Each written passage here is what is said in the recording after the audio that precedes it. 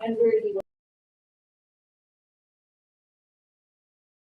9:05 a.m. on Tuesday, February 18th, 2025. I'm going to call to order this meeting of the Gambling Control Board.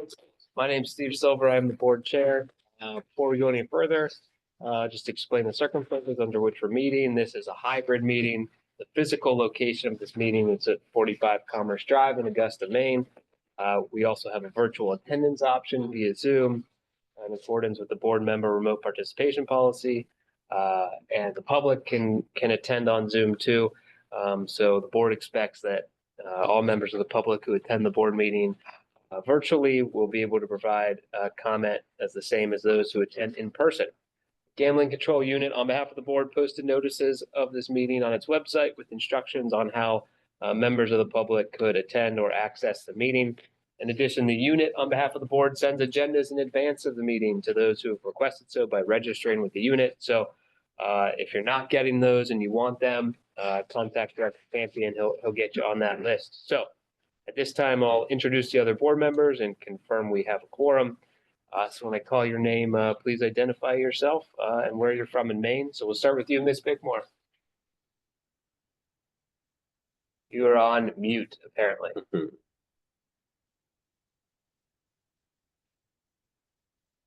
Kelly's on mute now. Okay. I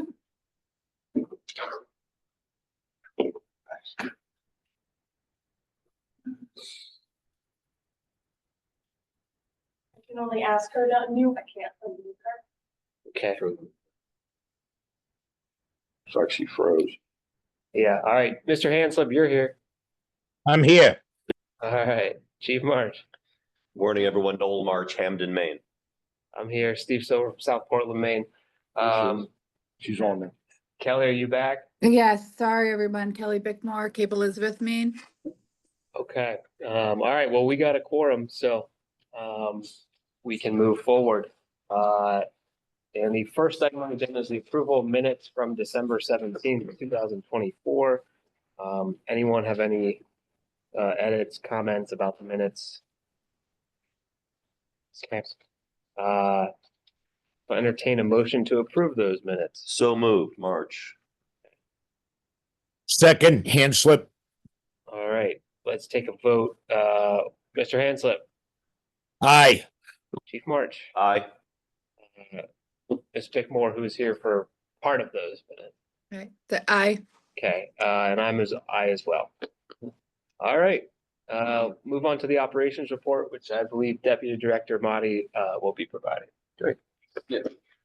Operation report, February 18th, 2025. In December 2024, there were 12 shipments of machines and or associated equipment shipped to or from licensed facilities.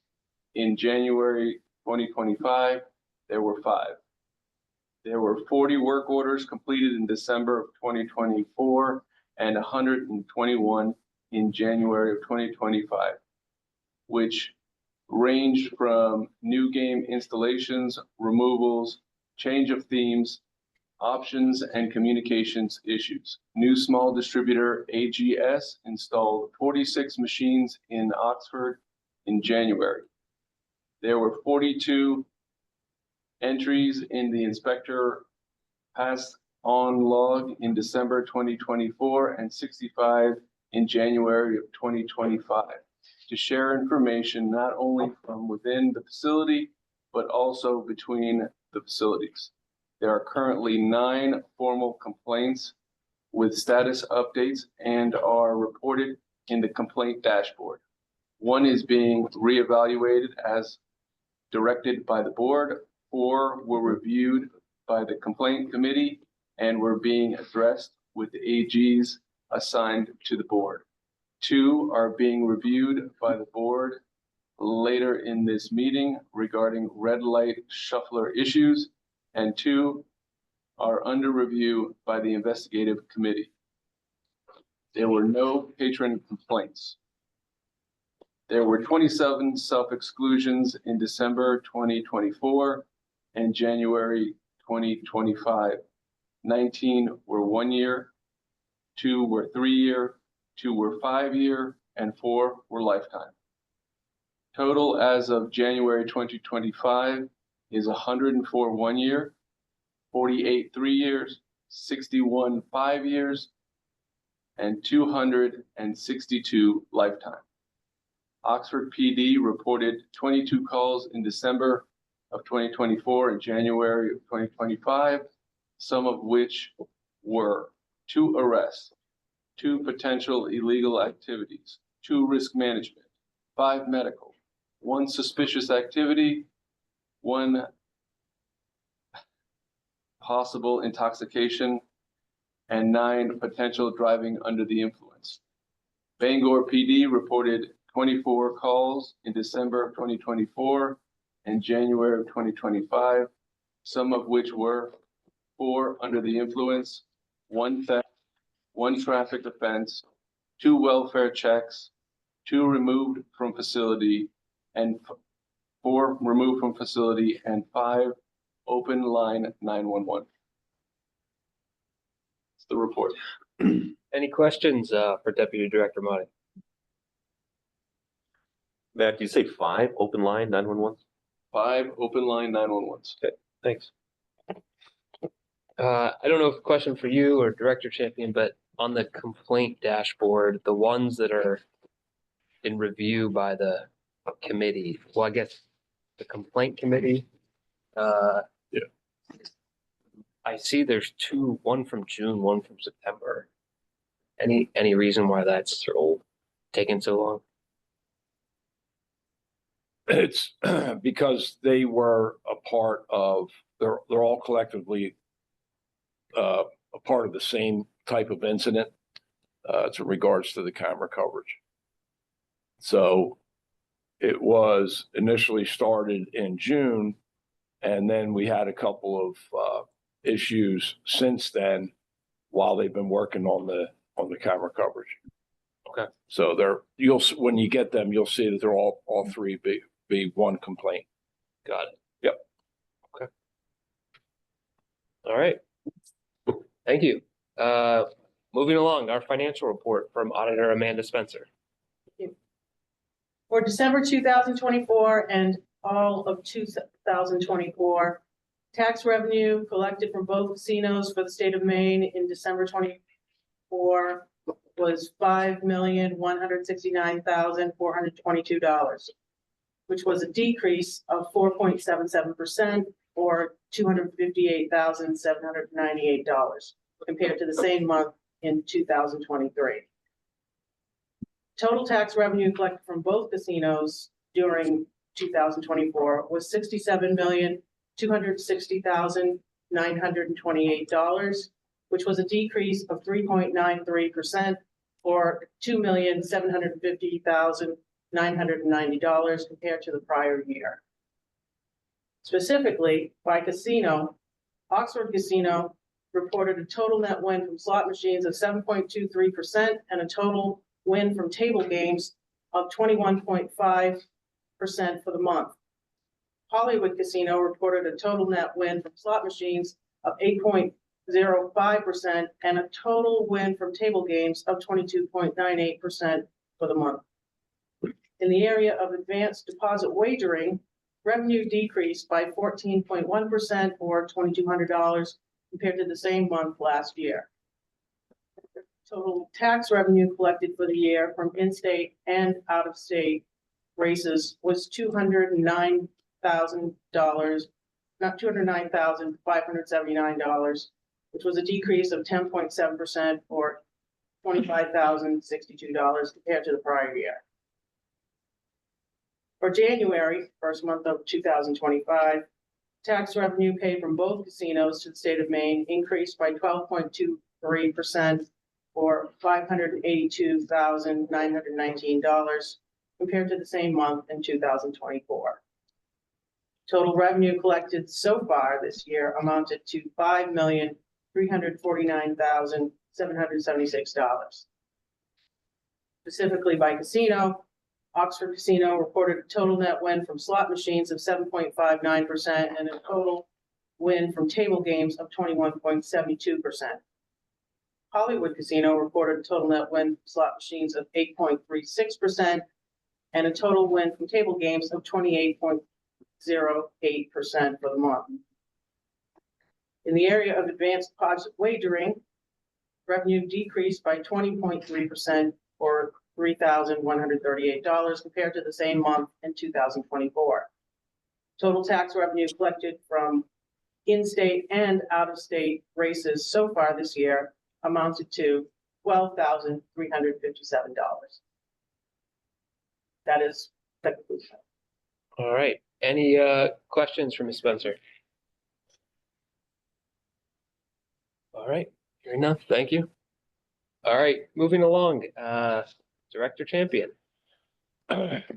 Yeah, I've not really that much to report this morning. My wife and I decided to bring the new year in with a couple of surgeries, so we're recouping from that. So in the meantime, I've been doing as much as I could, being the one-armed bandit. So again, there's not really much to report.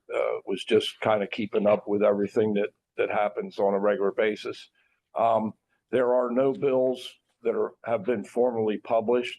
There's a half a dozen LRs, which haven't been upgraded to an LD yet. So if those bills do come to the forefront, I'll make sure that I bring that back to the board. If it has anything to do with like casinos or ADW and that sort of thing. So yeah, that's pretty much it. We're looking forward to going to Oxford in April, and hopefully we're done with the snow for now. That's my report. Any questions for Director Champion? Milt. Yes.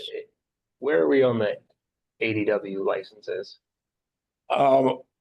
There were two applicants, and I'm just finishing up with Detective Armstrong on those. Quite possibly, I may reach out to you, Mr. Chair, and ask for a special meeting in between now and April, just to deal with the two applications. But unfortunately, we had some updates that we weren't able to take a look at prior to the meeting today. So Yeah, my question is going to be is there a temporary license option? no, because it's an initial, the board will have to approve it. So I may reach out to you and ask for an emergency meeting. We can do via Zoom like we've done before, and the only agenda items would be the applications. Okay. But Yeah. I'll let you know as soon as possible. Yeah, because I know there's some sensitivity with the Kentucky Derby and Yeah, absolutely. everyone getting up and running and advertising and all that. Yep. Beforehand. Yep. Okay. For sure. All right. All right.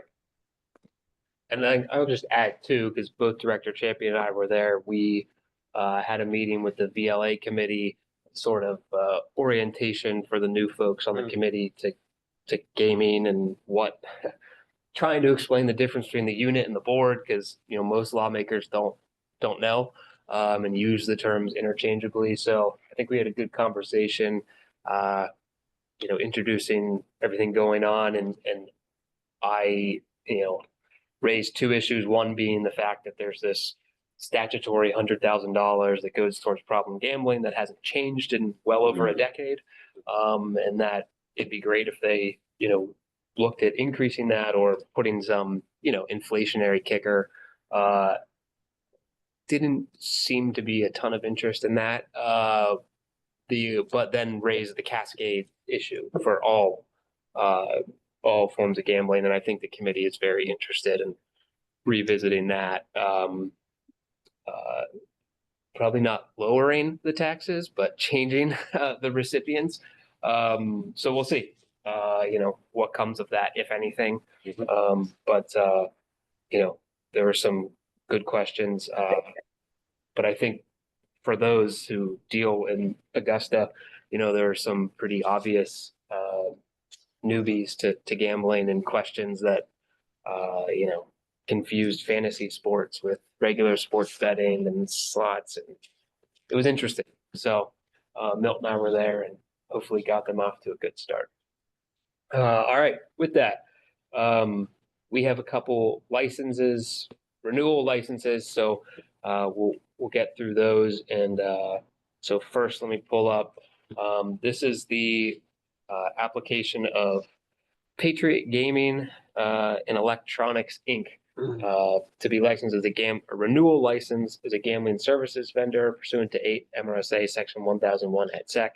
For all of these today, they're not adjudicatory proceedings. Instead, we'll be receiving an opinion from board staff supported by evidence obtained during an investigation. We'll also provide the applicant with an opportunity to be heard, and the public will have an opportunity to be heard as well. Anyone here from Patriot Gaming? I wouldn't think so. All right, so before we proceed, is it you? Yeah, I'll do it. All right, Assistant Attorney General Mantis. Does any member of the board have any reason such as personal bias or conflict of interest that would prevent him or her from rendering a partial decision in this matter? Does any other person present at the hearing believe that there is any reason that would prevent him or her, any board member from rendering a partial decision in this matter? And if so, please raise your hand or your virtual hand, state your objection and the basis for the objection. If there are objections to any pre-hearing proceedings, that is the procedure of this case up to this point, please stand, state your name or raise your virtual hand and state your name for the record and state the objection and the basis for that objection. Seeing and hearing none, Mr. Chair, you may proceed. Okay, and I'll remind everyone listening that, if folks want the public portions of any of these applications, feel free to reach out to Director Champion and he'll get those to you. In this case, the Patriot Gaming was very close to missing this step, but they had one minor fine in Indiana, so they had to check the box that there was an adverse action. But that's pretty good for a whole year to only have that. So seeing as there's nobody here from Patriot, is this a Detective Armstrong Yes, on Mill? yes. All right, Donnie, you on? Yes, sir. Okay. All right, pursuant to Title 8, Section 1005, subsection 2 of the Maine Revised Statutes, the Department of Public Safety is responsible for investigating the qualifications of each applicant before a license or registration is issued and reporting to the board the results of any such investigation. Patriot Gaming and Electronics, Inc., Mark Komorowski, President, applied for renewal of the company's gambling service vendor license on November 19th, 2024. The company disclosed, and it was verified, that since the company's last application for a board license, there have been no changes to the company's address. There have been no changes to the key executives of the company or any parent or immediate affiliates of the company. There have been no changes to the ownership structure of the company or any parent or intermediate affiliates of the company. There have been adverse actions taken against the company or any parent or intermediary affiliates of the company by any other regulatory agencies. And there are no charges pending against the company or any parent or intermediate affiliates of the company in any state or federal court. The company submitted its federal and state tax return for 2024 and statements for 2022 and 2023. Those financial documents and other documents as required were supplied to our financial review contractor, Whitfly. Whitfly reported that the company, Patriot Gaming and Electronics, Inc., appears to have sufficient financial assets to meet any financial obligations imposed by the board. Additionally, the key executives for Patriot Gaming and Electronics, Inc. were found to have demonstrated financial responsibility as defined by the rules of governing the board. The department has investigated the qualifications of Patriot Gaming and Electronics, Inc. and has determined that it meets the board's requirements for renewal of its gambling services vendor license. Specifically, Patriots Gaming and Electronics, Inc. and its principals continue to meet the qualifications for a license set out in Title 8, Sections 1016, 1019, and meets the requirements of Board Rules, Chapter 2, Section 5. Therefore, after my verification of the documents submitted, interviews or inquiries, the financial review of Whitfly, and the final review of Director Champion, it is the opinion of the department that Patriot Gaming Electronics Inc. is suitable to be continually licensed as a gambling service vendor in the state of Maine. All right, thank you. Any questions for Detective Armstrong? Okay. Is there a motion on the application of Patriot Gaming and Electronics Inc. For renewal licensure as a gambling services vendor? So moved, Bickmore. All right, I'll second it. Any discussion needed? All right, let's take a vote. This is to approve the renewal license. Start with you, Mr. Hanslett. That was an aye. Ms. Bickmore, Aye. Chief March. Aye. I'm an aye as well. So that's 4-0. Having met all the requirements, licensing pursuant to Title 8, Chapter 31, Patriot Gaming and Electronics Inc. will be licensed as a gambling services vendor in the state of Maine. And we thank them for their continued desire to do business in Maine. Moving along. The next one is the application of Glory Global Solutions, Inc. This is also a renewal license as a gambling services vendor. Is there anyone here from Glory Global? Wouldn't think so. Okay. Before we proceed, turn it back to you. Does any member of the board have any reason such as personal bias or conflict of interest that would prevent him or her from rendering a partial decision in this matter? No. Does any other person present at the hearing believe that there is any reason that would prevent any board member from rendering a partial decision in this matter? If so, please stand or raise your virtual hand, state your objection and the basis for that objection.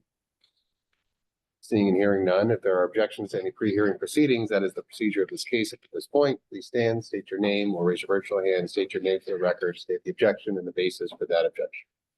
Seeing and hearing none, you may proceed, Mr. Chair. All right. And Glory Global also almost missed this step, but they had some executive changes, which is the one box had to check on the application. So other than that, everything's stayed the same. So turn it over to you, Detective Armstrong. Yes, sir. Pursuant to Title 8, Section 1005, Subsection 2 of the Maine Revised Statutes, the Department of Public Safety is responsible for investigating the qualification of each applicant before a license or registration is issued and reporting to the board the results of any such investigation. Glory Global Solutions, Inc., Joseph Wilcox, Regulator Compliance Manager, applied for a renewal of the company's gambling services vendor license on November 5th, 2024. The company disclosed and it was verified that since the company's last application for a board license, there have been no changes to the company's address. There have been changes to the key executives of the company or any parent or intermediate affiliates of the company. There have been no changes to the ownership structure of the company or any parent or intermediate affiliates of the company. There have been no adverse actions taken against the company or any parent or intermediary affiliates of the company by any other regulatory agencies. And there are no charges pending against the company on or any parent or intermediate affiliates of the company in any state or federal court. The company submitted its federal and state tax return for 2024 and audited statements for 2023, 2024. Those financial documents and other documents are required, were supplied to our financial review contractor, Whitfly. Whitfly reported that the company Glory Global Solutions, Inc. appears to have sufficient financial assets to meet any financial obligations imposed by the board. Additionally, the key executives for Glory Global Solutions, Inc. were found to have demonstrated financial responsibility as defined by the rules governing the board. The department has investigated the qualifications of Glory Global Solutions, Inc. and has determined that it meets the board's requirements for renewal of its gambling services license. Specifically, Glory Global Solutions, Inc. and its principals continue to meet the qualifications for a license set out in Title 8, Section 1016, 1019, and meets the requirements of Board Rules, Chapter 2, Section 5. Therefore, after my verification of the documents submitted, interviews of inquiries and financial reviews by Whitfly, the final review by Director Champion, it is the opinion of the department that Glory Global Solutions, Inc. is suitable to be continually licensed as a gambling services vendor in the state of Maine. Okay, any questions for Detective Armstrong? All right, seeing none. Anyone want to make a motion on the application of Glory Global Solutions for renewal licensure as a gambling services vendor? So moved, March. Seconded, Hanslip. Okay, any discussion needed? All right, let's take a vote. Ms. Bickmore, Aye. Mr. Hanslip, Aye. Chief March. Aye. I'm an aye as well. It's 4-0, having met all the requirements of licensing pursuant to Title 8, Chapter 31. Glory Global Solutions will be licensed as a gambling service vendor in the state of Maine. All right, next up is the application of HC Bangor LLC, doing business as Hollywood Casino Hotel and Raceway. This is for their casino operator renewal license. There are obviously folks here from Hollywood. But before we proceed, I'll turn it back over to Assistant Attorney General Mantis. Thanks. Does any member of the board have any reason such as personal bias or conflict of interest that would prevent him or her from rendering a partial decision in this matter? Seeing and hearing none. If there's any other person present at the hearing, believe that there's any reason that would prevent any board member from rendering a partial decision in this matter. If so, please stand or raise your virtual hand, state your name, state your objection, and the basis for that objection. Seeing and hearing none. If there are objections to any pre-hearing proceedings, that is the procedure of this case up to this point, please stand or raise your virtual hand, state your name, state your objection, and the basis for that objection. Seeing and hearing none, you may proceed, Mr. Chair. Okay, anyone from Hollywood have anything to say? Okay. Let's turn it over to Detective Armstrong.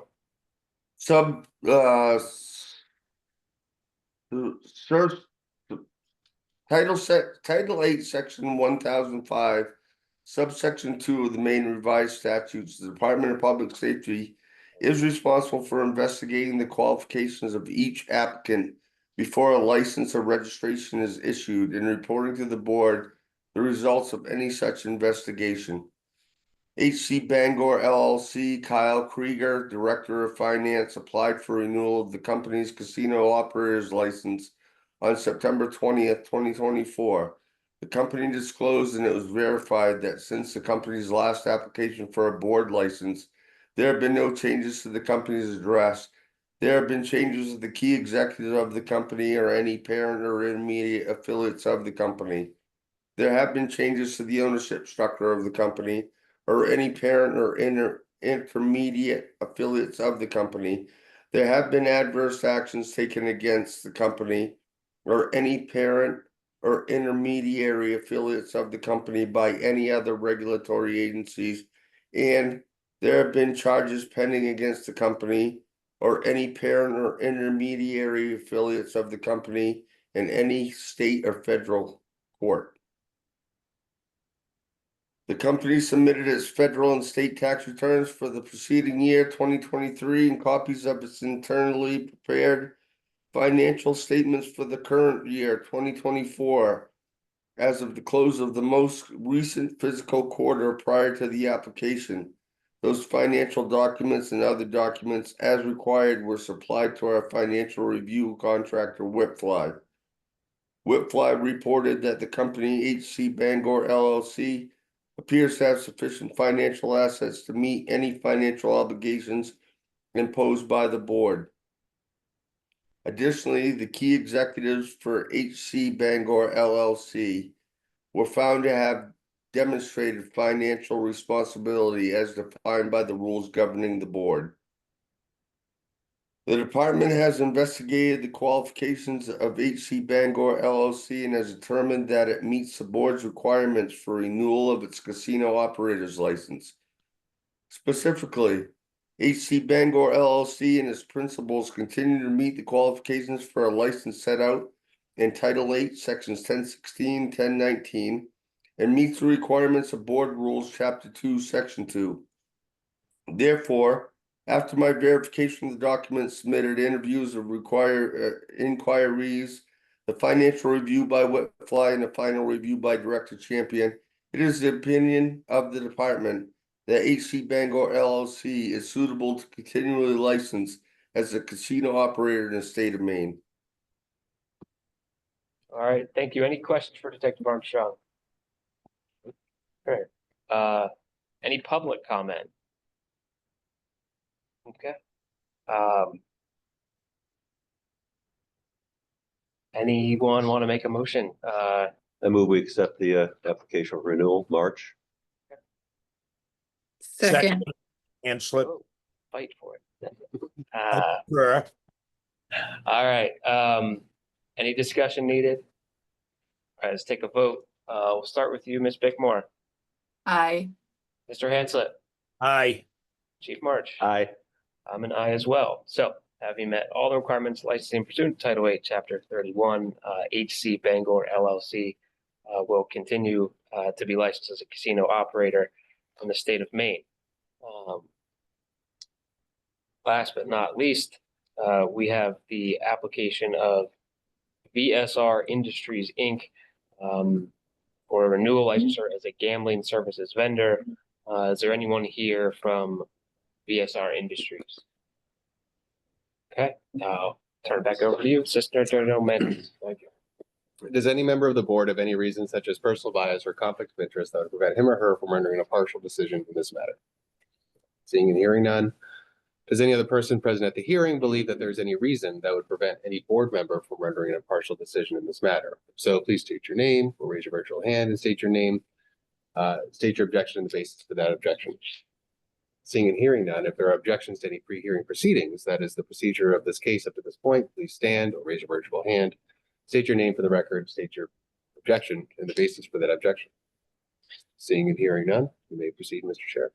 Okay, turn it over to you, Detective Armstrong. Pursuant to Title 8, Section 1005, Subsection 2 of the Maine Revised Statutes, the Department of Public Safety is responsible for investigating the qualifications of each applicant before a license or registration is issued and reporting to the board the results of any such investigation. VSR Industries, Inc., Gina Riley, applied for renewal of the company's gambling services vendor license on January 16, 2025. The company disclosed and it was verified that since the company's last application for a board license, there have been no changes to the company's address. There have been changes to the key executives of the company or any parent or intermediate affiliates of the company. There have been no changes to the ownership structure of the company or any parent or intermediate affiliates of the company. There have been no adverse actions taken against the company or any parent or intermediary affiliates of the company by any other regulatory agencies. And there are no charges pending against the company or any parent or intermediate affiliates of the company in any state or federal court. The company submitted its federal and state tax returns for the preceding year 2023 and copies of its internally prepared financial statements for the year 2023. Those financial documents and other documents as required were supplied to our financial review contractor, Whitfly. Whitfly reported that the company VSR Industries, Inc. appears to have sufficient financial assets to meet any financial obligations imposed by the board.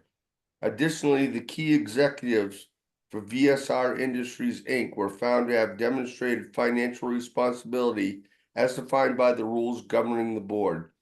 The department has investigated the qualifications of VSR Industries, Inc. and has determined that it meets the board's requirements for renewal of its gambling services vendor license. Specifically, VSR Industries, Inc. and its principals continue to meet the qualifications for a license set out in Title 8, Section 1016, 1019, and it meets requirements of Board Rules, Chapter 2, Section 5. Therefore, after my verification of the documents submitted, interviews or inquiries, the financial review by Whitfly, and the final review by Director Champion, it is the opinion of the department that VSR Industries, Inc. is suitable to be continually licensed as a gambling services vendor in the state of Maine. All right, thank you. Any questions for Detective Armstrong? All right, any public comment? Okay. Anyone want to move to approve the renewal licensure of BSR Industries, Inc.? So moved, March. I'll second it. Any discussion needed? Okay, let's take a vote. Ms. Bickmore, Aye. Mr. Hanslip, Aye. Chief March. Aye. I'm an aye as well. It's 4-0, having met all the requirements, licensing pursuant to Title 8, Chapter 31, BSR Industries, Inc. will continue to be licensed as a gambling service vendor in the state of Maine. All right, moving along to unfinished business. We have an ad care update from Lori Manson. Is right here where I should do this from, or is there a better place? Is that okay? Yeah. Okay. Yeah. Good to hear. Awesome. Well, thank you very much for having me. The CDC was asked to be here today to talk about developments with the funding that we're getting from sports wagering. But Megan Scott was unable to be here today, so she asked if it was okay if AdCare just talked a bit about that, and Megan will plan to join us in April. I'm gonna go really fast because I know that you have quite a full agenda today.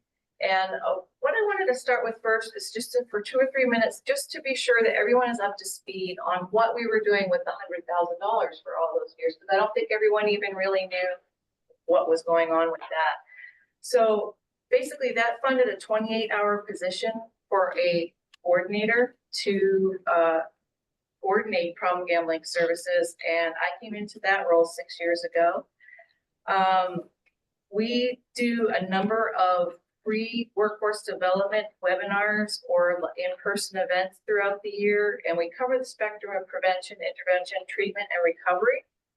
And the reason that I'm reporting on that is I don't think that you necessarily had an awareness of that we do offer free webinars on a frequent basis. And what we do is we record those, and then I upload those into a learning management system so that we have the recordings on demand for future use for people that missed the live one. So about 100 people a year access that, and typically between 50 and 100 take each one of our webinars. I also offer to go to any group either in person or through a webinar and do like a problem gambling 101 and what resources and services are available in Maine for any group that requests it. And we meet monthly, at least monthly, with staff from Maine CDC to talk about what's been going on and to brainstorm for the future. And I actually, with the person that I coordinate with most closely, Ellen Blake, who's a public health educator at CDC, she and I text each other, we email each other, we're in pretty frequent contact. I also am assuming, you know, the other big thing that was done with the funding, which is the non-casino self-exclusion locations. So we train multiple places like Bangor Public Health, Portland Recovery Community Center to be able to do self-exclusion for people who didn't want to go to the casino to self-exclude, knowing that if they walk through the doors, they might decide not to self-exclude. And then you know that in 2023, the board authorized for AdCare to do self-exclusion services for online, and that's been going extremely well. And we also use the funding to provide counseling for people at no cost if they don't have the resources to pay. And we have developed a network of licensed clinical professional counselors and licensed clinical social workers who have additional training in problem gambling, and they take our referrals for problem gambling. And again, if the person doesn't have the resources to pay, then AdCare reimburses for their treatment out of that fund. So that was all on the $100,000. So when we found out we were gonna start getting money on, from sports betting revenue, those conversations started right away about what are we going to do about that? And even before CDC was able to access the money, we had an additional, pot of money that they were able to start putting some extra money towards problem gambling. So what I had recommended, the first thing that they do is to bolster the problem gambling helpline at 211. So I don't know if you're aware, but 211 Maine is Maine's problem gambling hotline, and they take all the problem gambling calls, including the 1-800-GAMBLER calls, which automatically, if you have a 207 area code, that automatically goes to 211 Maine. So they're talking to a local resource specialist. I coordinate closely with 211 and make sure they always have the latest, counselor list, the latest resource list. They sometimes refer people directly to me. What we also did, before even the money started coming in, is move my position from part-time to full-time.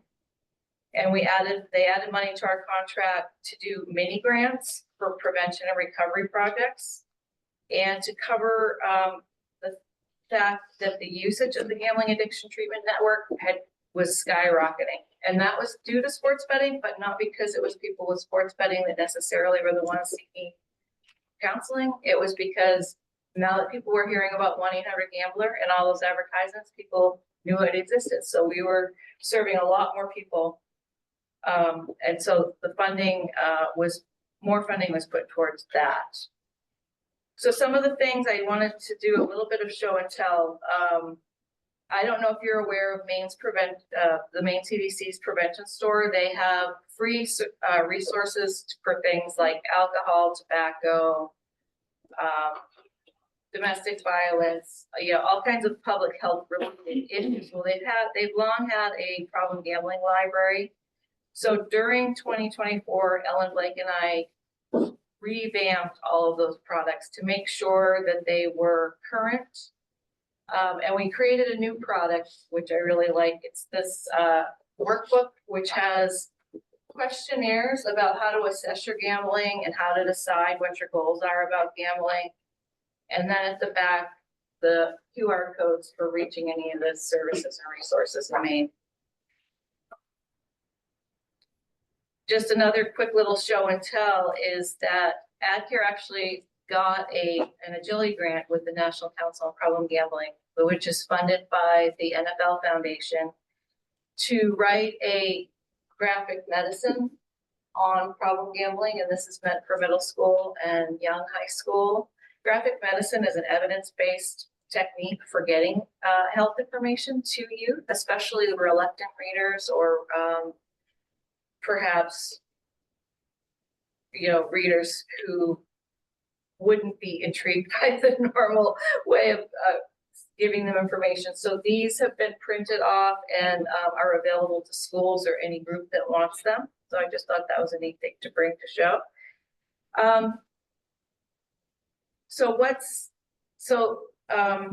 Sorry to be kind of stumbling over myself. I talked about the fact that one of the first things we did was we gave, but some funding was put towards 211, the problem gambling helpline.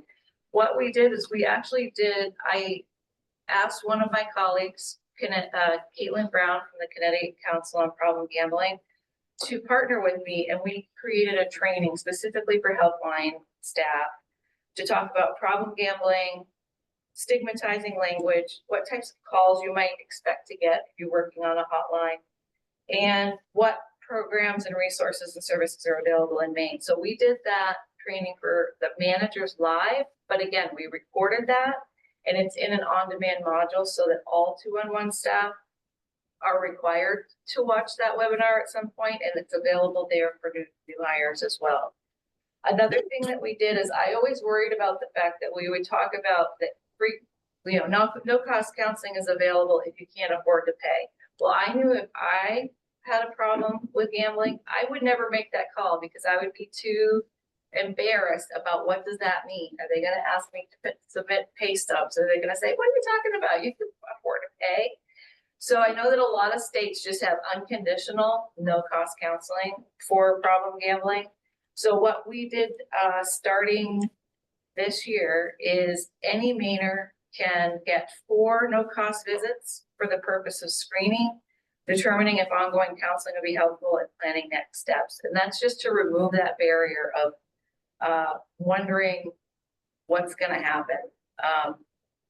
We also added money for paid advertising, which we had never had before. And then an exciting thing that we just recently did is we signed an agreement with a program called GamFin, which will provide free, no-cost financial counseling to anyone with gambling problems.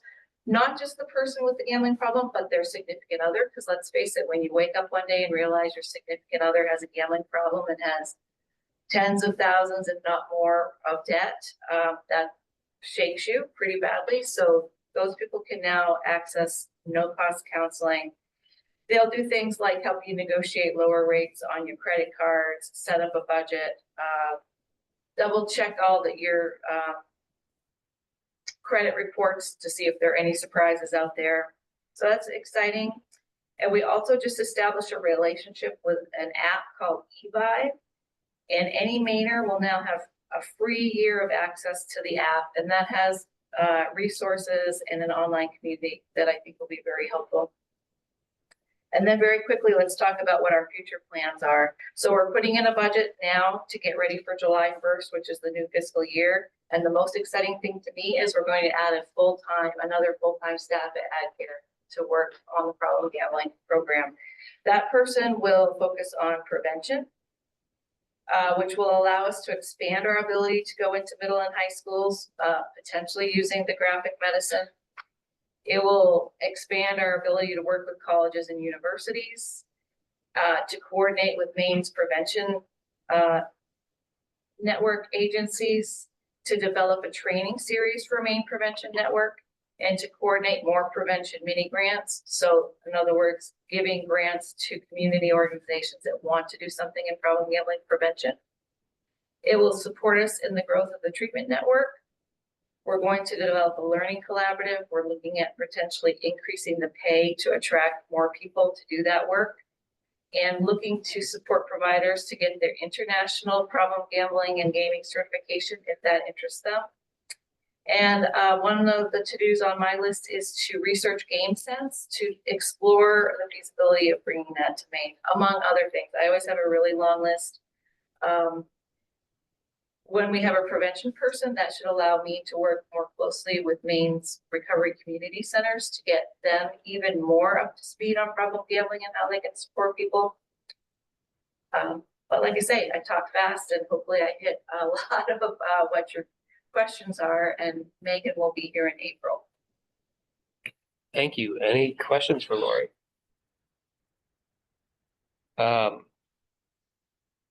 Will this part of the paid advertising be to inform people about, like, you know, the 4 free sessions, things like that? Oh, yeah, yeah, Okay. definitely. I mean, the biggest part will be just the 1-800-GAMBLER, because if they know to call 1-800-GAMBLER, then of course 2-on-1 staff know about the 4 free sessions and so forth. But the 4 free sessions is definitely a big thing. GamFin is a big thing because that gives people hope. That's that financial counseling. But I'm looking at things like advertising with Sea Dogs and hopefully the Hearts of Pine,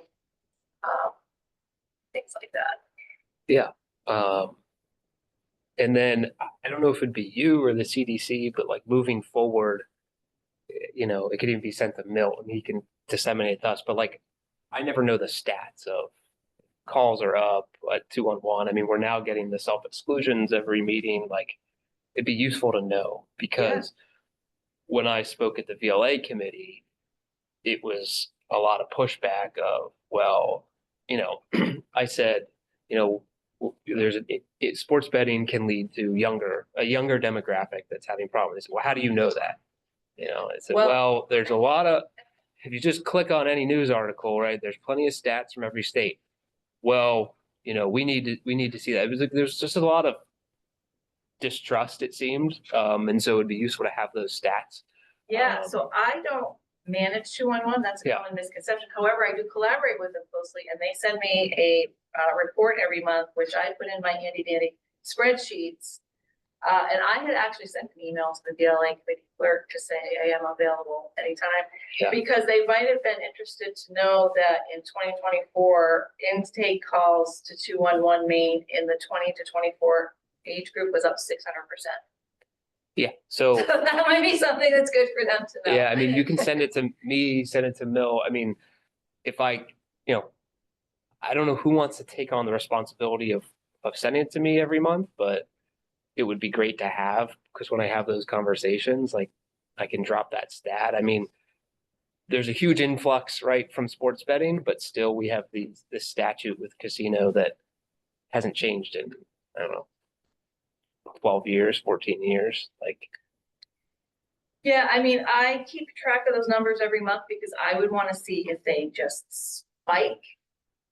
And they have definitely ticked upwards, but they haven't done what I would call spike yet. But some of them were some of the things were very interested if you compare 23 to 2024. I'll send you some stuff after this, Chair Silver. That'd be great. I also didn't know if anyone on the board is interested in, like, if we do have a webinar, do you at least want to know about it in case you're interested?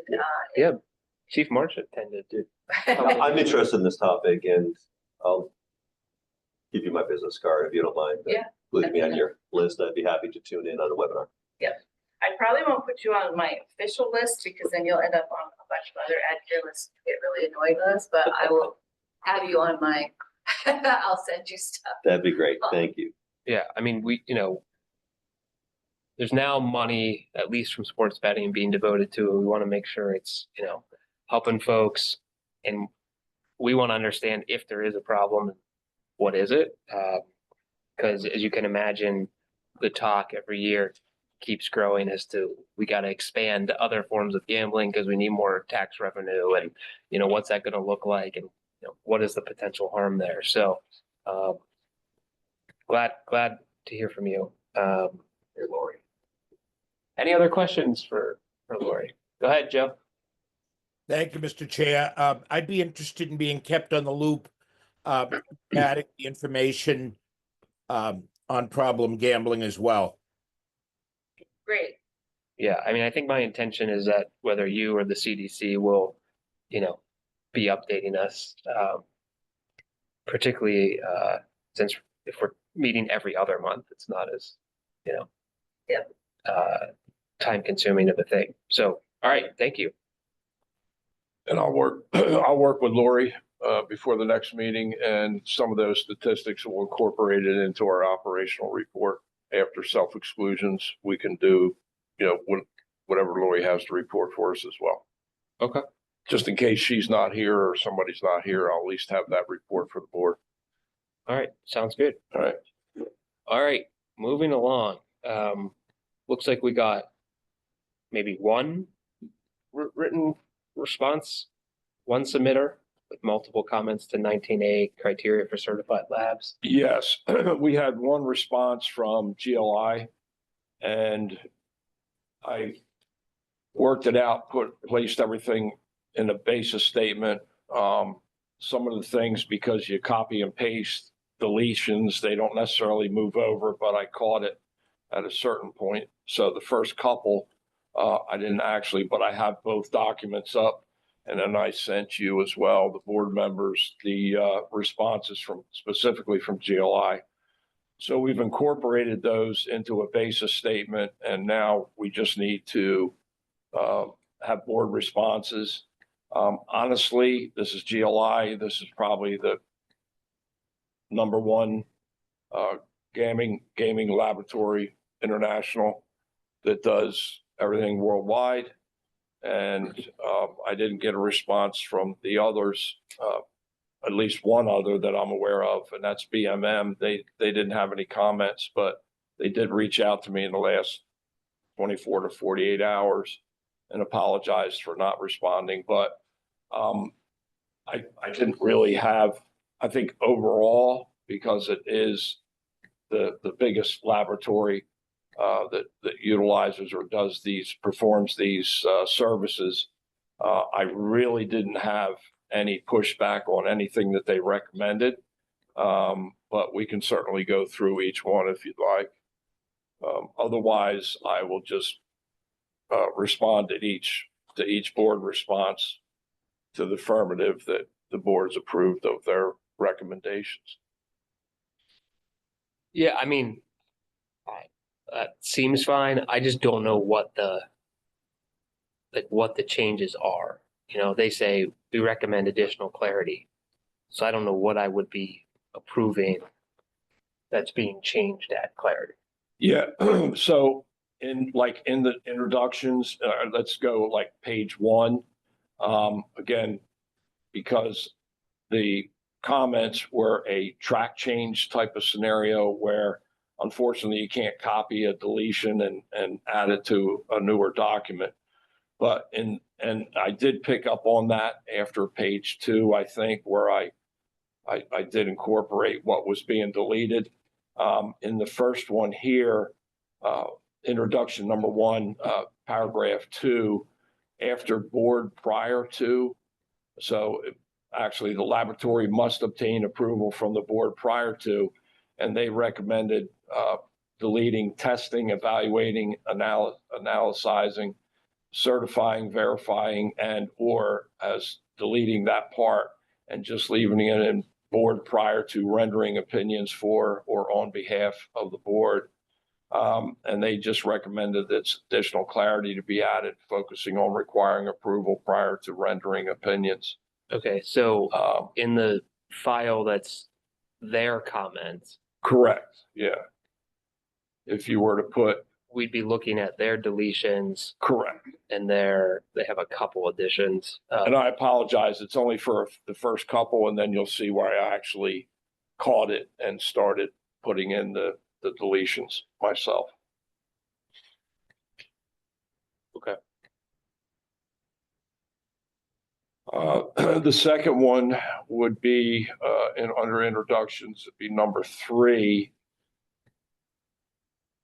And what they deleted was, realistically, it's just a title change. We had 17025 IT and 17020 field proficiency certifications, and they just changed it to ISO 17025 testing and calibration laboratories and ISO 1720 field inspection. So they just clarified it to their laboratory terms, I guess, for lack of a better term. Okay, yeah, I see. Yeah, so, and again, I apologize. The next one, number 4, they added upon request, the laboratory shall develop, and they added or provide recommendations for for the testing standards. The only thing that I mean, I'm okay if you want to leave it in there, but the board doesn't oversee sports wagering systems. Whether or not you want, I don't know, Phil, from a legality standpoint, whether or not that would be appropriate, or if it's in there, no harm, no foul. I don't really have a position on it either way. Well, it says address each technology authorized by the board. We don't authorize that. Right. So, you know, although I would think you'd want to mention advanced deposit wagering. Yes. So F there should be an F, but instead of sports wagering, it should be advanced deposit wagering. Got it.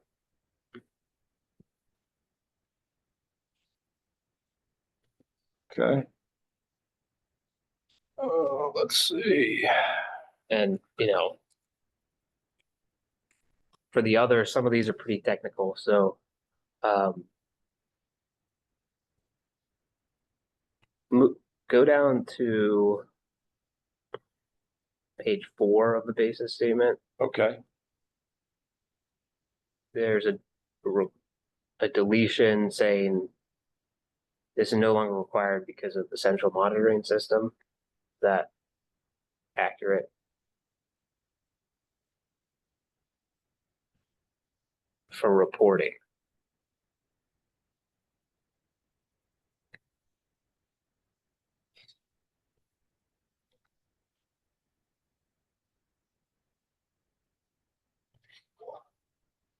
Again, I would rely on their expertise. So the laboratory shall maintain at its place of business all online computerized data monitoring, data management, and ticket validation systems approved by the board and use of main licensed gaming establishments. Such systems shall be used in the interoperable testing requirements. I mean, again, I would like them to kind of chime in. It seems like the only thing that they would want to remove from there would be that last sentence, such systems shall be used in interoperable testing requirements. Yeah, so, I think, Leaving the rest in there, but taking out that last sentence. sure.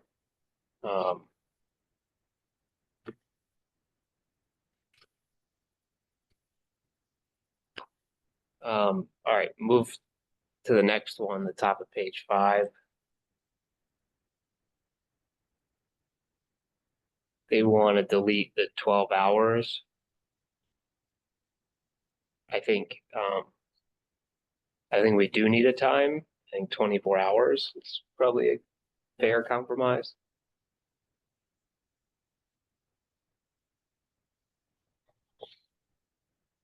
Yeah, I don't.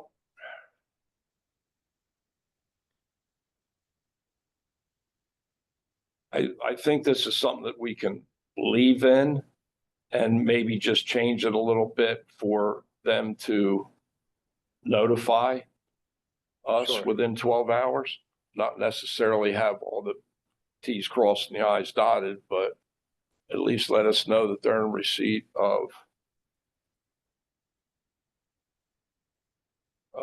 customer support or regulatory compliance.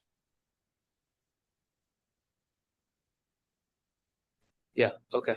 I mean, they're pretty good, both BMM and GLI, when they're testing, or if they have any Yeah, revoke fine. software or anything of that nature, any approvals, they email us directly Yeah, with that but stuff. if there's nothing, then technically they can respond when they want to. Right. Okay.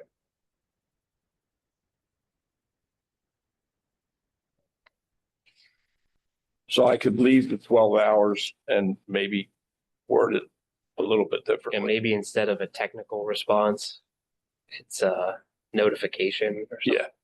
Yep.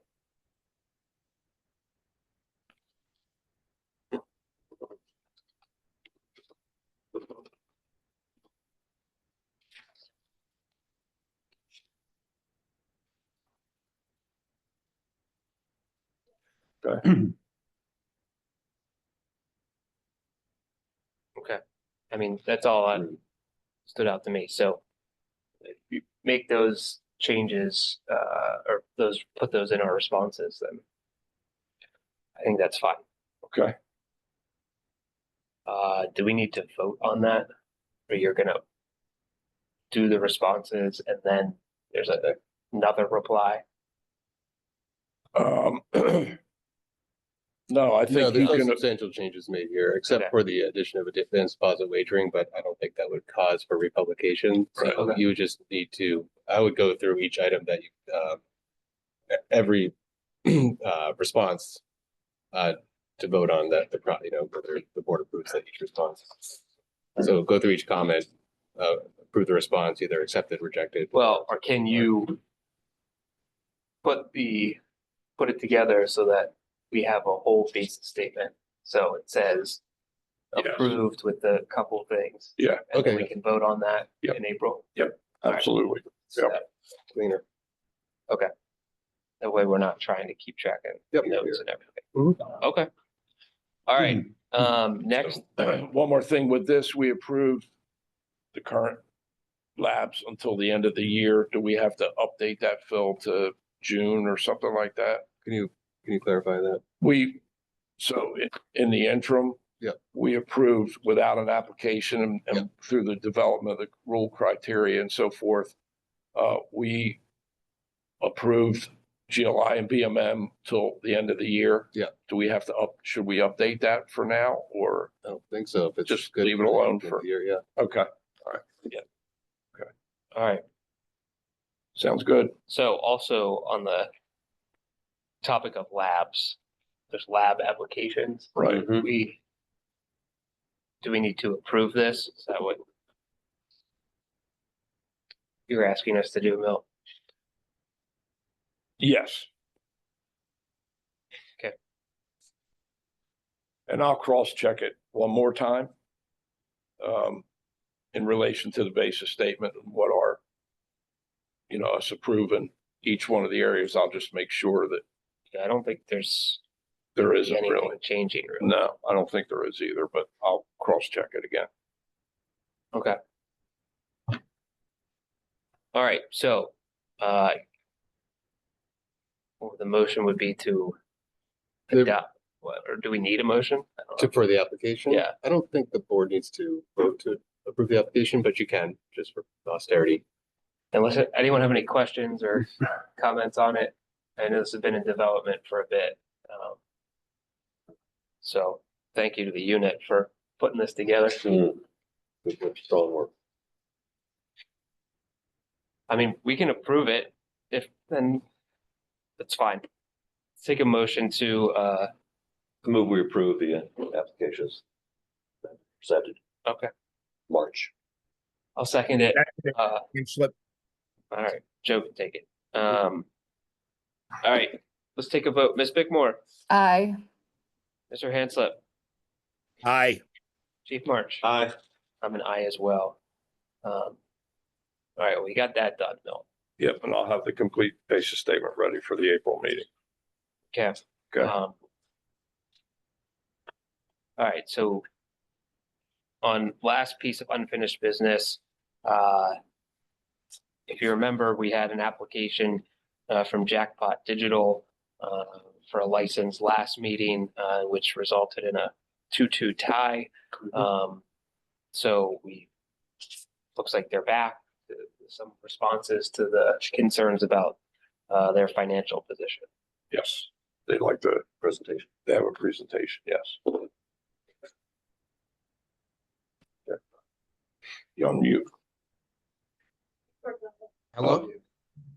We can hear you. Hey, Hi, this is Jake Kolpakian. I don't know if you can see me though. I'm trying to put on the video. This is Jake Kolpakian. I'm the president and CEO of Jackpot Digital.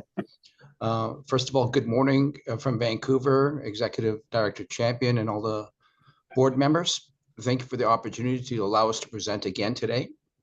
As you mentioned or referenced at the last meeting, there was a deadlock tie of 2-2, and the concerns were WIPFLY regarding the financial suitability of the company. And I wanted to take some time now to address why those concerns may have been raised, and more importantly, how they have been addressed by the company, and give you a full detail on the true picture of the strength of the company as of today. First of all, a lot of the material WIPFLY collected or compiled were from our financial statements of 2022 and 2023. And just for bad timing on our part or unlucky timing, it did not account for the enormous positive momentum the company had across the board through the latter part of 2024. And we'll get into the specific details of that. I'll just give you a historical background to show you a little bit about how we got to where we are. And my colleague, Matt McDonald, will give more specific details of how we address those financial concerns in the WIPFLY report. To begin with, Jackpot Digital got into the electronic dealers business in 2015 when we bought the assets of a company through a company called Evry, listed on NASDAQ. We bought that business and we overnight became the leading electronic dealers poker table in the world, a manufacturer. What we didn't account for was that the product was quite antiquated and it would have to go through a complete redesign. And what we also didn't realize is just how intensive the software and capital extensive it was to do that redesign. When we bought the business, the tables were designed just for the cruise ship market, and we had to redesign for the cruise ship market before we went into the land-based market. So as we were doing that, COVID hit, and unfortunately, that was a big blow to the company and put us in a very financial dire straits. I wanted to mention that when we bought the business in 2015, not only was it capital intensive, but we borrowed $6 million to buy the assets or to buy the business. So the clock was ticking since 2015, and the accrued interest was piling up. As I mentioned, it was capital intensive. And then when COVID hit, we had no funds coming in until 2022 when there was some more, when the cruise ships started sailing again. But until then, we had to lay off 80–90% of the company. But as I said before, when life gives you lemons, you make lemonade, and we dealt with it, and we slowly built our business significantly. And in a moment, you'll see how much we've come and why we believe we're now very suitable in the board's eyes, hopefully. So basically, we turned the business around, and then the momentum really started in 2023 when we got GLI certification toward the latter part. And then all throughout 2024, we continued to ride that momentum with significant milestone achievements. If you take a look at our news releases, you'll see the first release was the acquisition of the actual business or assets. And then not much happened for the company until October of 2023. And then towards the last 8 months, starting towards the latter part of the year, we started raising a lot more money. We were able to reduce our debt, which significantly changed our financial performance, our operations, simply because we weren't paying so much in interest anymore. And then the business started to take shape with more additional orders. And then we start to get licensed in Canada, and hopefully we will be licensed very shortly in the United States at the commercial level. We have been doing business at the tribal level, but our goal is to also do business at the state level, of course. So with that, let me pass you along to my colleague, Matt McDonald. Matt, it's all yours. I appreciate it. Thanks for listening, everybody. I wanted to add on this slide, Jake mentioned not much happened between the time we acquired the business and we received the GLI certifications. I just want to give a little bit more visibility and clarity on that point. There was things happening with the company. Obviously, as a technology company, it requires a significant amount of upfront capital investment. So the things that happened between 2015 and 2023, main salient points were that the product needed to go through a 2-stage investment process. First, to turn it into a digital touchscreen, which we launched on cruise ships. And then second, to add ticket in, ticket out functionality, which needed to go through lab certification, and that was achieved. Obviously, it was on pause during the pandemic, and then we finally achieved the GLI lab certifications to launch the product onto land-based casinos in October 2023. So a lot was going on behind the scenes, and as Jake alluded to, that's when the momentum really started to build for our company. From a revenue perspective, you can see visually here what happened to our company. Obviously, in 2015, we purchased the PokerTech assets and entered into the electronic table games business, marketing the dealerless digital poker product. Right out of the gate, we actually got to the first Jackpot Blitz with a touchscreen was launched in 2018. And right out of the gate, the first year of the launch of the new product, we did over $2 million in revenue. And obviously, we all know what happened in the world in 2020. And because our product was only used on cruise ships at that time, obviously, we all know cruise ships were completely closed at that time. And so there was a little bit of revenue that came from various sources, but more or less, our revenue was completely on pause for the better part of 2 years. Again, in 2022, when we began to reopen and cruise ship revenue did begin to resume, 2022 was arguably a recovery year for us. In 2023, we got back to almost back to our pre-COVID levels.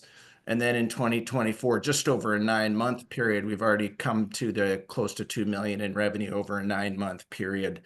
So significant, you can see it paints the picture that the company, after launching our brand new Jackpot Blitz product, actually did very well, went on pause, and has since then recovered.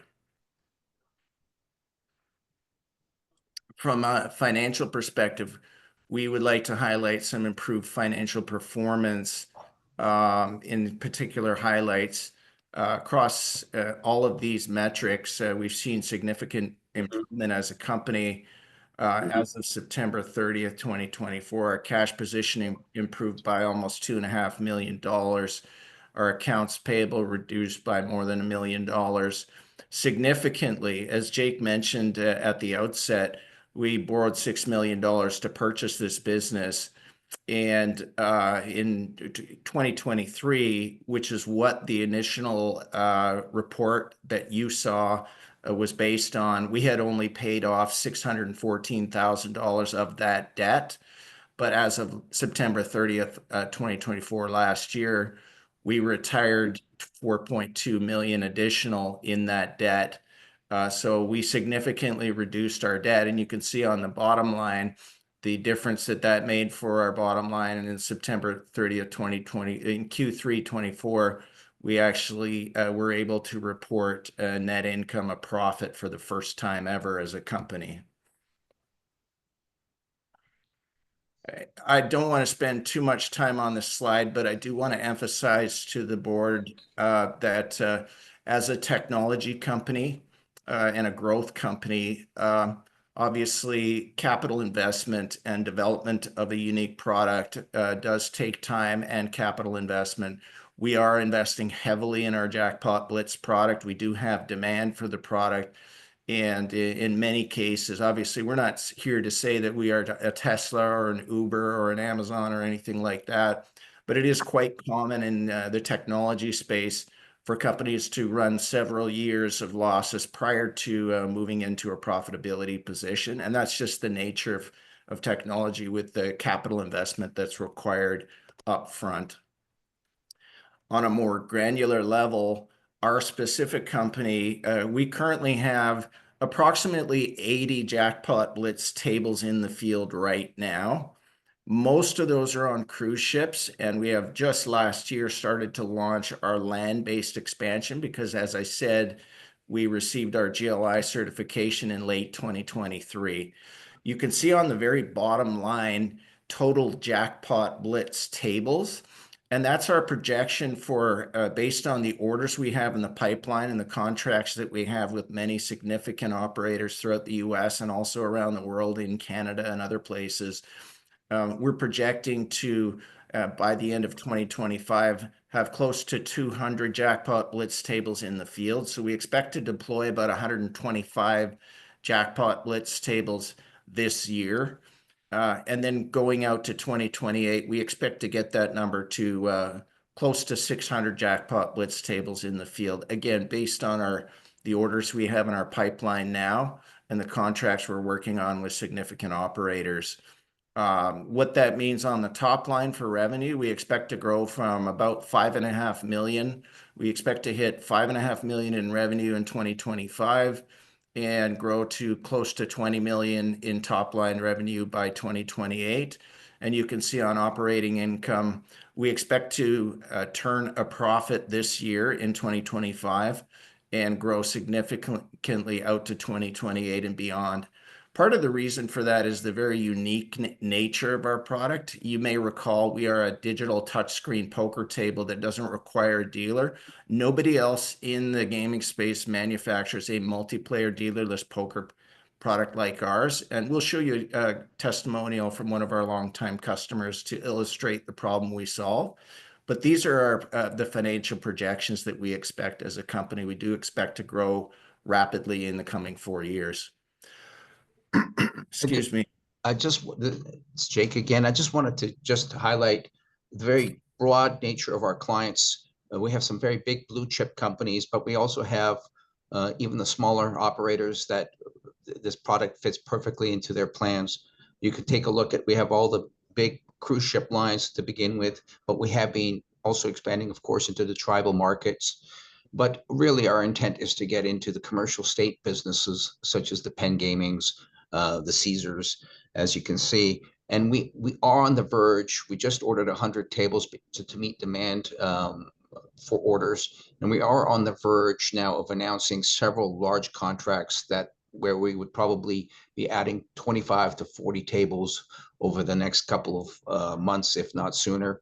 They are with significant blue chip names. And we continue to see that momentum and demand. And when we expect to expand our footprint, not only in the United States and Canada, but globally as well.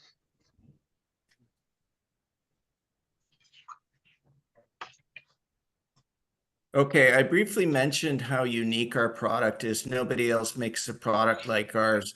And I'll bring your attention back to the slide about how our revenue jumped up out of the gate. And I would draw an analogy to a false start in a track and field event. We jumped out of the gate, had a great start, and then we're forced to go back into the starting block because of the pandemic, obviously. So we do solve a problem for casinos, and the pandemic actually, as Jake mentioned, it really crushed our revenue for a couple of years. And the pandemic actually, we were on life support as a company for those couple of years before we recovered. But it also, ironically, also created even more demand for our product. And you can see in the quotation from one of our longtime customers, they couldn't reopen after COVID due to staffing shortages, and they were seeking a solution for them to be able to offer poker to their patrons.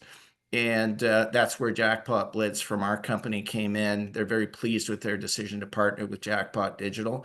This conversation repeats itself across the board when we speak to casinos. In many cases, have closed their poker rooms down and are seeking a solution to be able to offer players a chance to once again sit around a poker table, look at each other in the eye, and play an actual poker game in the situation where in many cases there are staffing shortages or it's just not economic for the casino to offer poker. So we see this time and again. We do provide a real solution, and that's where we see the growth coming from. One of the things as a company and as the president of the company is I want to make sure that we never face a situation like COVID again, or best prepared for it. When we borrowed the money, the interest expense was enormous. And in fact, it completely dominated our bottom line. What we've done is we've built a terrific product. It's really a smart table disguised as a poker table. And we've had a lot of interest from investment firms in both the United States and Canada. And as responsible management, we've been negotiating to make sure that we'll always have a significant line of credit or capital that's disposable to us in either the form of debt or equity to make sure that it could expand our footprint, our growth, but also to get us through any difficult times. I'm pleased to say, as Matt mentioned, we turned our first profitable quarter, and our numbers have changed significantly. The momentum of the business has changed. And of course, unfortunately, just because of bad timing or bad luck on the timing of the report with Whipfly, that didn't capture the true situation and the growth we're poised for. But one of the important things that we've always done is kept the channels of communication open with the investment banks to make sure that we can always have the capital required to fund and grow our business in an easy format. As you guys know, that we're a publicly traded company in Canada and the United States. We have a long history of zero issues. We've an unblemished record of compliance, both in the financial markets and in the gaming space. We take it very seriously. I know these companies, we're a small company of about 30 people. We had to let go many of those people during COVID. We've hired virtually everyone back and more. And one of the things I wanted to say that, many times the culture of the company are the people, and not just myself, but I think this culture resonates amongst everyone when I say this, that even though we take compliance very seriously and have never had any issues, more than that, if I could tell you from the heart and from the soul that in respect to my late father, out of love and respect to him and to my 4 young children, I, as long as I'm involved with the company, would never allow this company to be offside in any way for this company. It's just very important to us to keep in compliance, and I'm very proud of our record. And I believe that if you ask around, you'll see it's impeccable. And so I think going forward, we're in a very strong position. There's absolute demand for the product. There's absolute need for it. People contact us, and it really does serve a purpose. I think we've navigated through some very difficult times. When we first bought the business, we didn't realize just what it would take, both from a regulatory standpoint, but also from a product standpoint. We've navigated those difficult times with COVID as well, and we're now on a good position to grow. I believe the remarks or comments by the Whipfly report for 22 and 23 were very correct and deserving, but the financial picture of the company has changed significantly, as you've seen with the numbers. And that's because not only we've navigated through some difficult times with a great product, but we've also put our house in order financially by getting rid of the debt, getting a lot of the interest expense that accrued from 2015 written off or forgiven. The creditors realized that we could have just walked away after COVID, but we didn't. We maintained our composure and our commitments, and they've been paid handsomely because of that. So we asked the opportunity to build our business. It's a chicken and egg thing. We can't grow the business if we don't get licensed, and we're hoping to have Maine as our first U.S. state to license us. We do believe we will be licensed in multiple states later on this month or in this quarter. But we humbly and respectfully ask if for your consideration for us to be licensed as a vendor for our equipment to your state.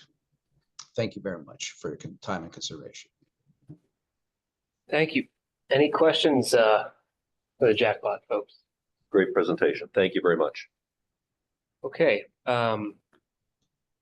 So last time we had considered their application as a table game distributor.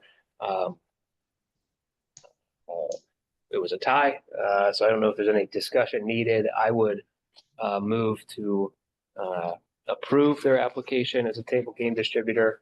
They still got to go sell the product. Doesn't mean that casinos are going to buy it, but I'm fine with giving them that opportunity.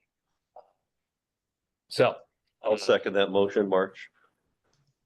I don't know if there's any other discussion or questions folks have. Mallory, can you put it back to so I can see who's on? It's time for discussion now. Yeah. All right, thanks. Well, I think the presentation was very comprehensive and satisfied questions that I had remaining. So I'm grateful to Jackpot. Thank you. Okay. Thank you. Are we ready to vote? Okay. Ms. Bickmore, Aye. Mr. Hanslett, Aye. Chief March. Aye. I'm an aye as well. So 4-0, your application for license as a table game distributor in the state of Maine is approved. And we thank you for your desire to do business in Maine and for answering our questions and concerns. So Thank good you. luck to you. Thank you very much. Thank you very much. All right, with that, we've got a bunch of new business. How are we? Everyone okay? Move Yeah. forward? Okay. Let's rock and roll. All right. Chief March ready to roll. All right, we have a request from patron A for removal from self-exclusion. I don't want to, go too far, but like, this is all we have, Mil. Like, he just sent that email and that's it. He or she, I don't know if it's. Yeah, let me look at. I mean, it looks like there was an interview completed with Lori. But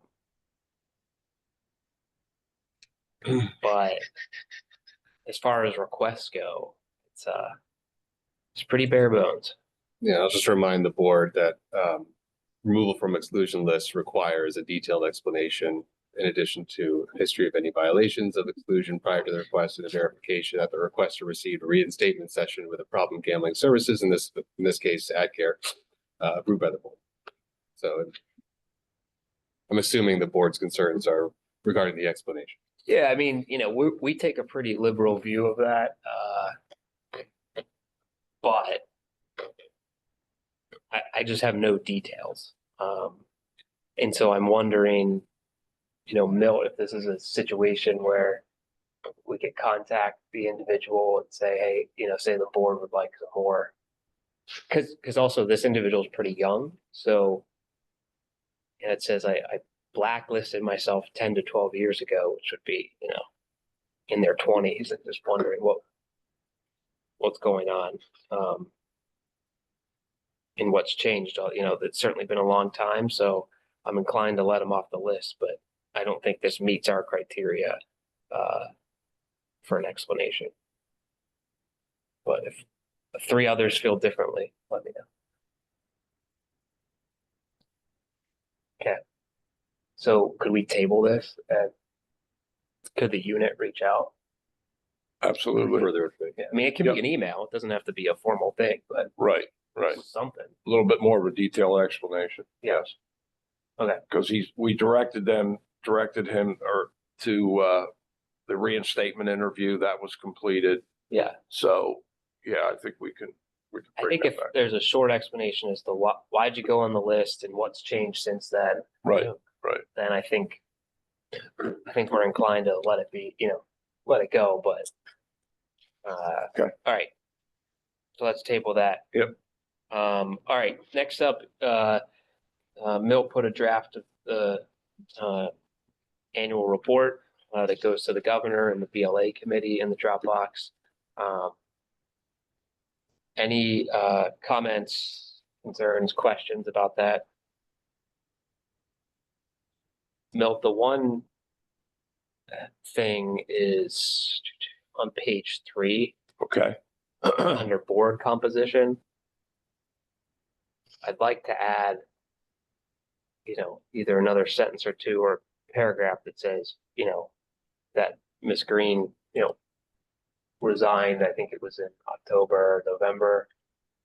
So the board currently has 1 vacancy. Okay. I think that's important for the committee and the governor to see because we've had multiple applicants for that spot for many months now and Okay. it's been filled. So I'll add it in at the end. Yeah. Yeah. Because obviously I wanted to include her because she was a board member in 2024, but then I can add a sentence. Yeah, I would say, board member Green resigned. Right. I forget what date it was. Yeah. So there's currently one position open. Right. Other than that, I didn't find anything to change, so. I will add that to it. But I think with that addition, you can go ahead and get it printed. Does this require board vote or no? Phil? No. Okay, Okay, good to go. all right. Next up, Penn promotional kiosks. Who's someone on from Penn? Yes. Okay. Should be.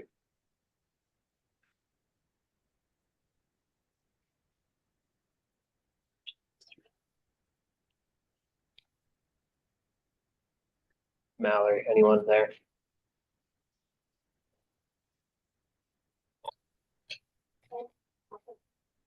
All right, we'll come back to it. All right, well, I see the Oxford folks are, but Melissa's on? Melissa, are you talking about the new kiosk? I actually am not, but Sam Haggerty, our Deputy Chief Compliance Officer, she's been on the call the entire time. But she's having some technical difficulties and says she'll be back on as soon as possible. Okay, all right, we'll come back. So, looks like there's a new table game proposal at Oxford about 3-card sabotage. So, go ahead. All right, this should be pretty brief. You want to introduce yourself so the Zoom folks know? Matt Gallagher, General Manager of it's a derivative of the three-card poker game by Light & Wonder. The only difference is the three-card game, both the player and the dealer get 3 cards to make the best hand. In three-card sabotage, player still gets 3 cards. The dealer gets 4 cards. And then there are 2 separate cards dealt. Those cards can eliminate cards from the dealer's hand. So in an instance where the dealer has 2 aces, a 2 and a 3, if there is a ace in the sabotage card, they will have a 2 and a 3, the player would just need a 4 or better to make the hand. Most of the rest of the game plays the exact same ways. Yeah, I read it. It's cool. Yeah. It has some like Pai Gow kind of elements to it. Okay. And so you need us to approve the rules. The change If request. there is a substantive change from three-card. Yep. Okay. Any questions? Comments? Okay. I don't, sounds fun to me. Anyone want to move to approve this, rule change? Yes, so moved, March. Seconded, hand slip. Okay. Let's take a vote. Ms. Bickmore, Aye. Mr. Hanslip, Aye. Chief March. Aye. I'm an aye as well. All right.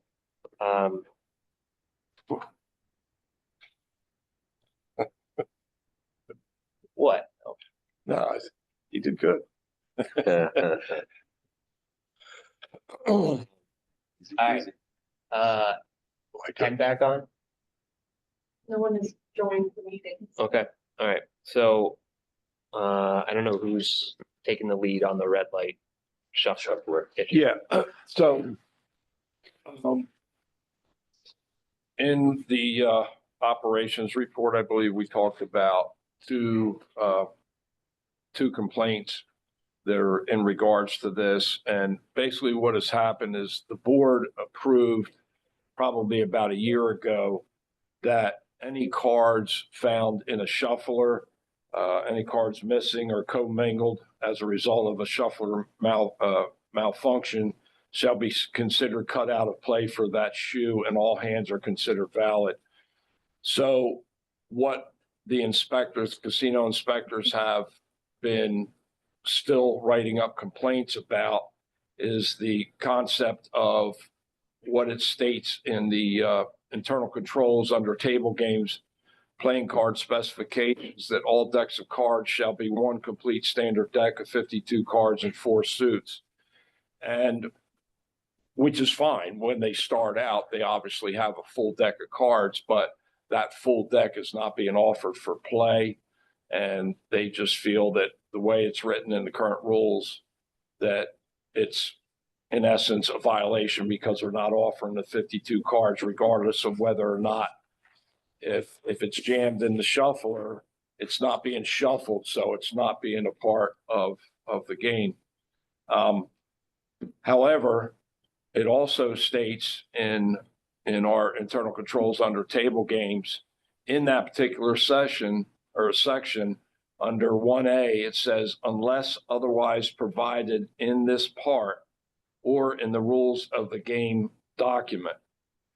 So, not assuming anything, but the rules of the game document could be that, there are card games out there that don't require 52 or a full deck. And so that's kind of where that thought or pattern is around that. And the only reason I bring this up is because the casino inspectors file the complaints with me. And then of course we have to go through the process. And if it's the board's position that, these cards that are getting caught in the shuffler are not a part of the full entire deck or decks, because obviously we go up to 6 decks, I think, in a shuffler. They just wanted a little bit more clarity on it. Maybe it would even require a rule change, other than just the rules of play. But I kind of wanted to bring it up because they're spending obviously a lot of time on these. Do they happen often? Quite a bit. And so I guess we wanted to bring it up for discussion, and should we continue to spend a whole lot of time on the shuffler issue, or is this something that we don't particularly want to spend any more time on it if it's not in fact a part of the rule, which basically I would interpret it as having to have a full deck offered for play. So that's kind of where we're at. Yeah, well. That obviously that's what is supposed to happen and is what, the casinos are striving for, but malfunctions happen. Yeah. So I see the value in, looking at the instances that were in the Dropbox, like even the most recent one, the response, which was in December, says, oh, we're now going to institute this training, and so it's clearly leading to some progress and Some corrective results. action. I think there's a difference between there's the malfunction, one of the incidents, it kept happening, right? Like as soon as the light went off, the pit manager came over, they were working on it, and then they just removed the thing versus, if you're ignoring it, Right. the card's left in it and they should have known the card. I mean, I don't know.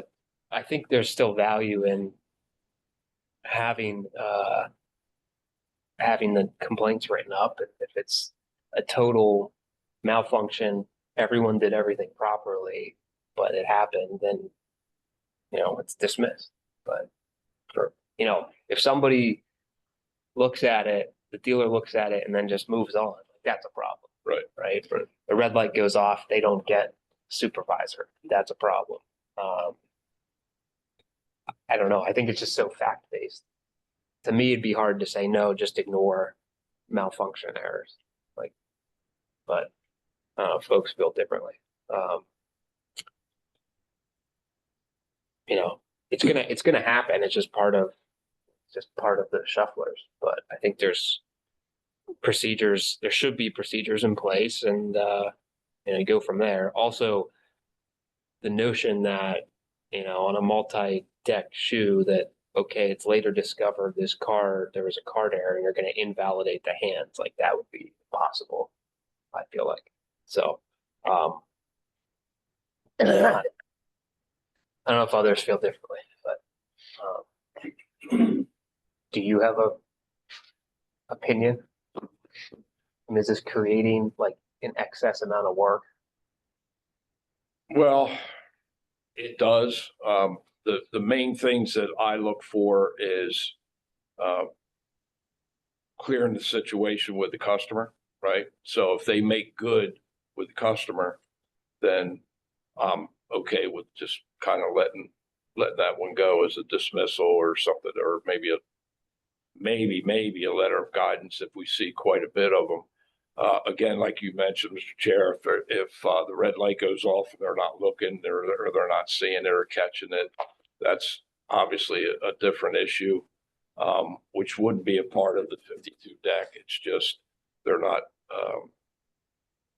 responding to the alertness of the shuffler. So again, I mean, it could be a case by case basis, but I don't want to fall back on the 52 card deck is really, I guess, what I'm getting at, because the majority of the complaints come in. That's what they identify is not having a 52 card deck. So it should be changed. Maybe it's a direction on my part to direct the complaints more towards the response to the red lights. And then the other thing is the number of hands that are dealt. Obviously, we've seen some where 40 hands were dealt with a card in the shuffler. Well, obviously the red light didn't go on or did go on, or that sort of thing. So I would direct away from the 52 card deck issue and more towards the. Yeah, that's what I mean. And maybe we have to add a portion of the rules, I don't know, to talk about it. That's the more concerning part to me. Yeah. Not that a malfunction happens, not even that there may be some hands without it, but that somebody ignored it, Ignored, right? wasn't checking, and should have, right? Yep. So I don't know how we institutionalize that. Well, honestly, I would say if we had 6 incidents, this would this position getting away from the complete 52 card decks will probably get us down to 1 or 2. Right? So, But I think if you're relying on this, I think there will probably needs to be a rule addition or change. Because where it says unless otherwise provided, we need to state the otherwise, right? Like, right. you know, in the event of a malfunction, what I don't know what the language would be, but because otherwise, you know, where it says of us otherwise provided, there's nothing to point to. Right. So that should probably be thought about and developed as to what. Yeah, and like I said, I think that was geared more towards the games that don't have a complete 52 card deck. Yeah. They just don't have them, so. But I mean, we could even take some language from the actual casino's rule of play. Yeah. Try to adopt it in, so that it's clear. But, you know, you know, me reading the reports, I think it's useful to determine, did everyone do what they were supposed to do? And like, how long was this, you know? The difference between, you know, a few minutes and a few hours. Yeah. Nobody check it. Or just ignoring the light. So, yeah.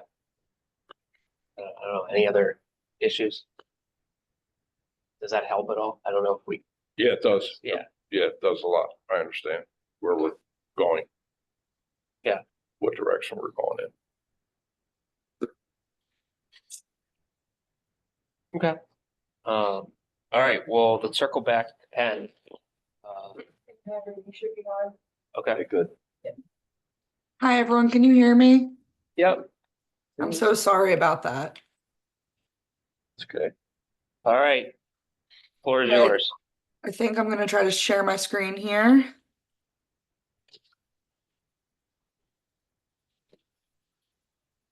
Everybody see that? Yes. Okay, so hi everyone, good morning. For those of you I have not met, my name is Sam Haggerty. I'm Deputy Chief Compliance Officer and Regulatory Affairs Counsel for Penn Entertainment.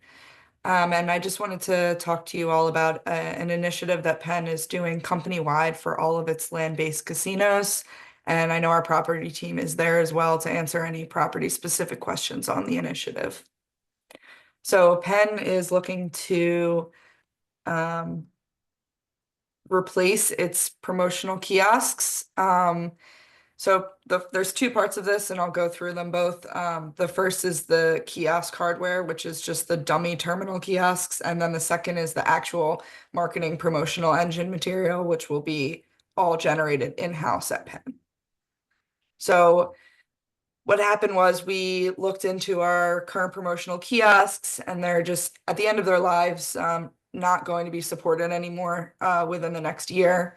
And so we're looking to replace all of our existing kiosks, which are either Every or MGT, depending on the property, with its own in-house promotion engine. We're looking to start this as early as the 3rd quarter of this year, although we haven't had a rollout schedule yet, and some of that will depend on the specific jurisdictions.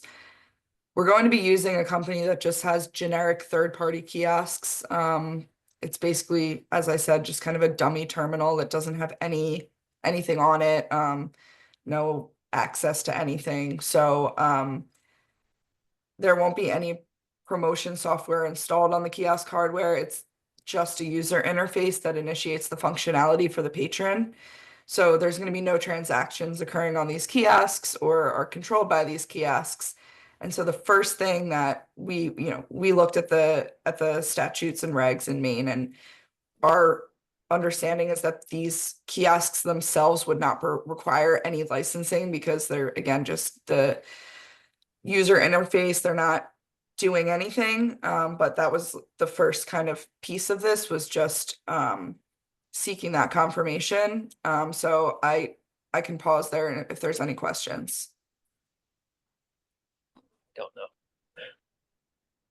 Yeah, I can't answer that right now. That's fine. This is just kind of an overview for you all, and then we'll keep moving forward. And then the second piece of this is the promotional engine. And so this is just all going to be developed in-house, and we can provide more information as this project moves forward. And I'm sure that the property will be in close contact with the staff on this. So it'll just be developed to enable customers to participate in promotions through these promotional kiosks, as well as the Penn Play Rewards mobile application, which is already live. But there will not be any integrations with or interaction with any gaming systems.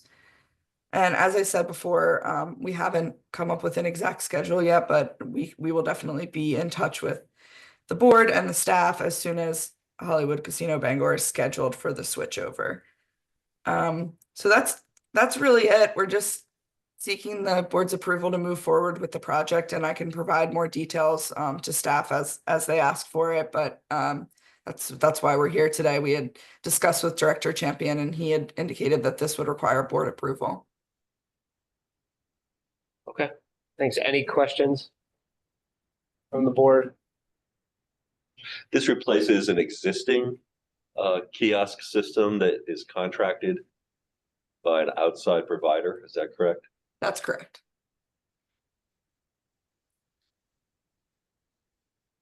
Are they licensed?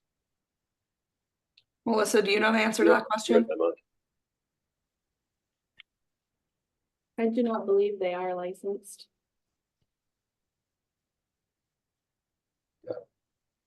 I think that'd be the answer. If the hardware and the software of the existing kiosks are not licensed, then why would the new one need to be? That's my thought. I assume you all can go research that. I agree with that, but they're not gaming machines. No. Informational and emotional. I don't think they require any board. Yeah. Agreed.